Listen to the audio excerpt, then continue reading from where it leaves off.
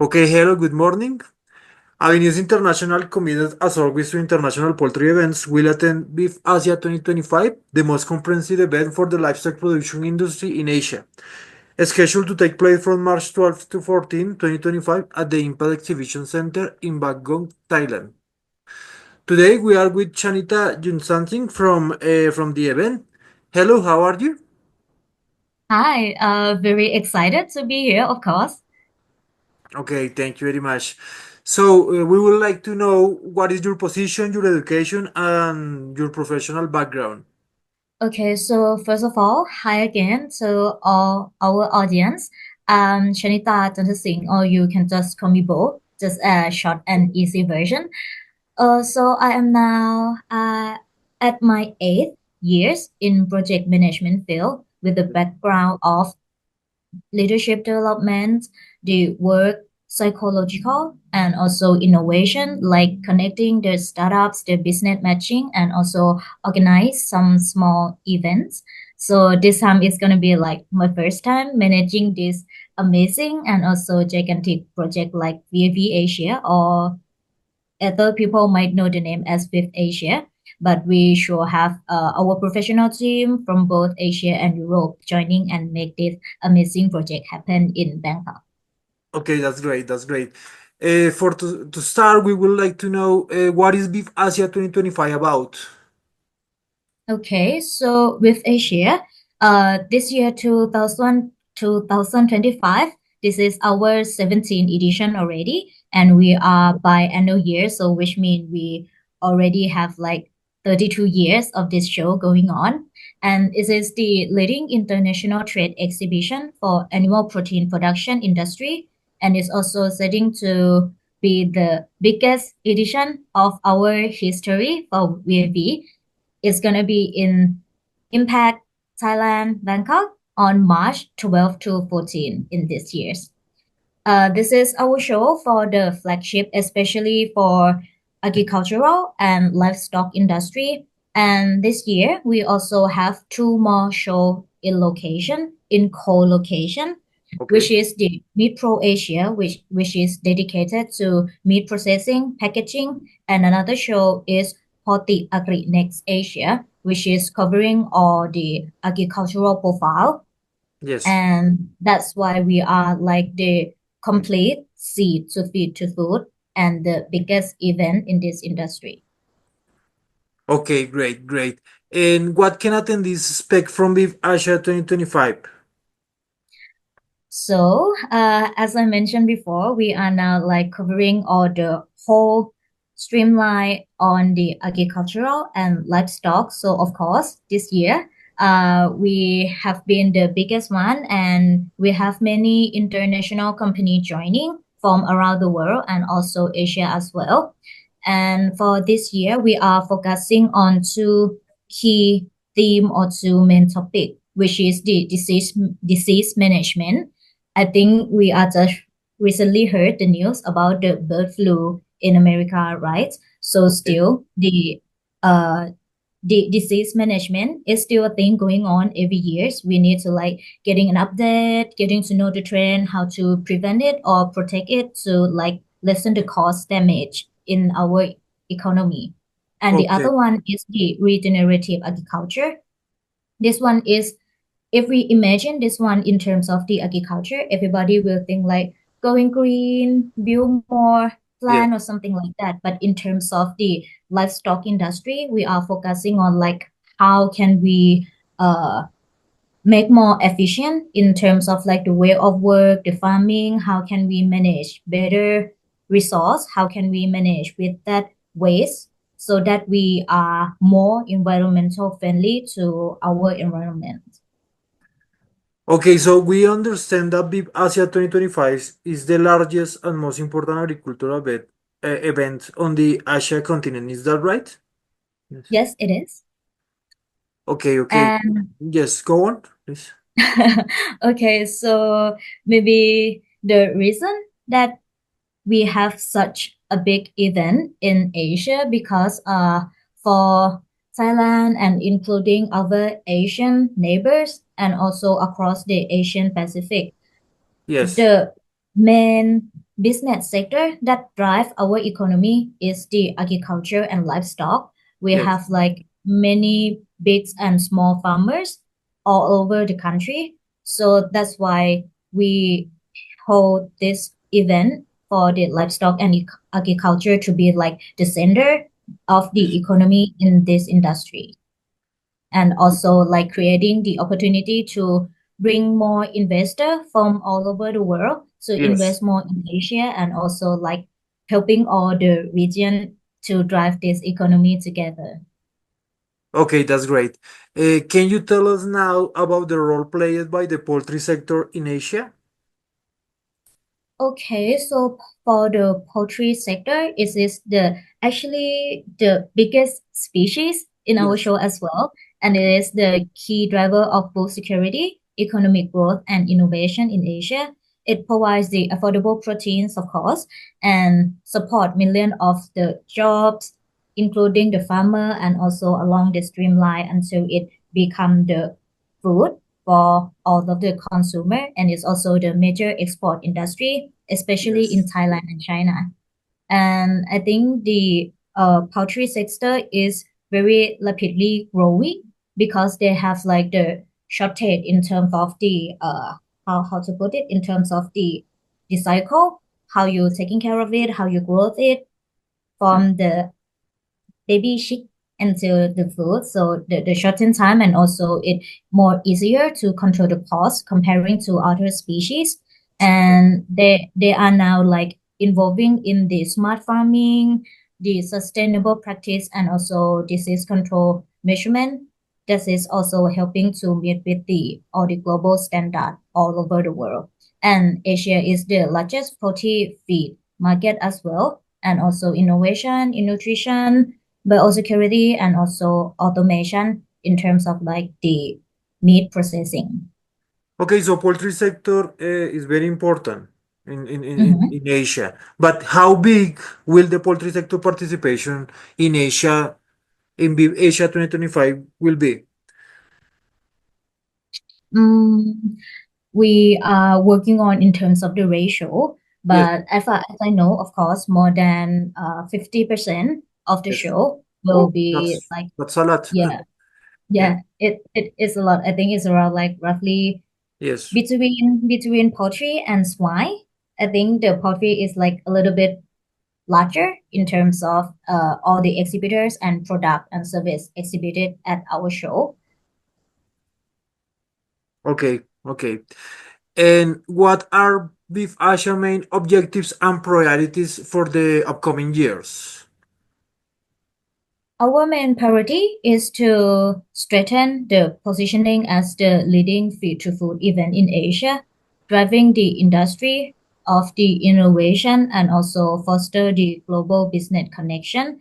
And together we can create many opportunities, many business deal in our show, and we are like the platform to connect all the exhibitors, the buyers, and also many important people in the industry, but not just the business. We also the knowledge sharing platform, as well as we also have many seminars, many conference conducting to like updating on the knowledge, updating all the trend that's going on in the industry.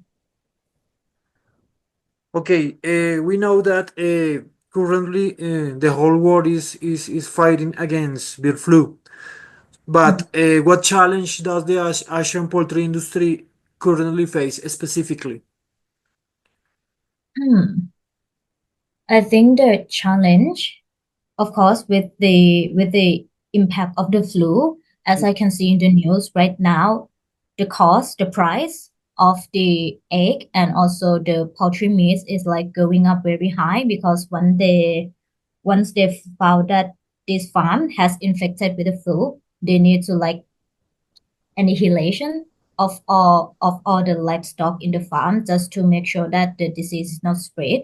So this one in terms of like the effect from the flu, and also the cost that they need to maintain and also build up for the next cycle for those farmer is quite high. So I think the main challenge is going to be like how can they control the disease? And Yes. right now, the new is in America, but like how can we make sure that it does stay there and it's going to be like eliminated in such a short time, and make sure that those flu does not spread all over the world, or else every continent, every country, they're going to face the same problem, the same challenge. That's going to cost a lot, and it also will affect the consumer in the streamline as well. So this one is going to be like the very big challenge that everybody needs to make sure that we have very good control in terms of the disease, and we have like the good control, good hygiene in terms of the import and exporting as well. Okay, that's great. Now let's talk about initiatives. What initiatives does VIV Asia promote to foster research and development in the field of poultry farming? So with Asia, we promote research and development in the poultry farming through several key initiatives. This also including like hosting the seminar or the conferences and also workshop. And we are aiming to share like the new technologies, the cutting edge technology, more innovation or any best practices that they could like share and be the good benefit to all the farmers. And also the event also feature in like innovation showcase as well, and also R&D driven product like feed production, the breeding, the automation. And we want to facilitate the business matching to connect all those people in the industry to come together. And not just that, and we also would like to initiate the how can we drive the industry. I know the growth can cost like a lot in terms of the investment, in terms of the money, in terms of the result and efficiency, but how can we moving forward with the sustainability practice? Because many people will like blaming all those people in the livestock that you are the big guy, you are the big Hmm. corporate to harm the world or something like that. But like how can we uh delete deleted those images and looking forward to more like green solution or sustainabilities? Okay, thank you. And do you have any anecdotes that have happening to you while working in the organization of this Congress involving the poultry sector? Hmm, the anecdote. I'm not Yes. sure if it's gonna be like anecdote. In term let's looking in terms of the consumer, because uh our people in the industry, they can grow if they are the demand in the consumer, right? But right now in terms of the trend, people still I just put it into the simple word. People still eating. People need to eat to Yes. maintain their life to survive. But in terms of the choice that they choose to eat, poultry is still number one, because due to like the quality of the meat, the cost is more affordable when Yes, comparing to like beef or swine in some country. that's correct. But right Yes. now the trend, we have more option in terms of like the how to say it in English, the plant-based meat, Amazing. Yes. the Mhm. cultural meat, and also like more innovation involving to create protein protein option. I forgot the word, sorry. Like the alternative, yeah, alternative proteins. Yeah. Yeah, Alternative they protein. have Yes. like yeah, they have like many options with those Yes. alternative proteins. So the consumer, they have more option to choose, and it also slightly affect in terms of the growth consuming in the meat industry as well. So right now we kind of like looking forward into Yes. how the trend will keep growing, because those alternative protein is interesting, but it's also come with the high cost comparing to like the original meat. So it is something like need to focus and looking at the trend, like how will it go in the next 5 or 10 years. Okay, that's great. And in your opinion, what is the future of agriculture in Asia? For in Asia, right?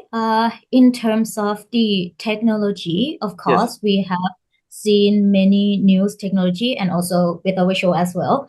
Many of the exhibitors, they will like during the new launch of the products and also like new technologies more toward for the smart farming like the IoT implement of the AI into the farm, which is like very interesting.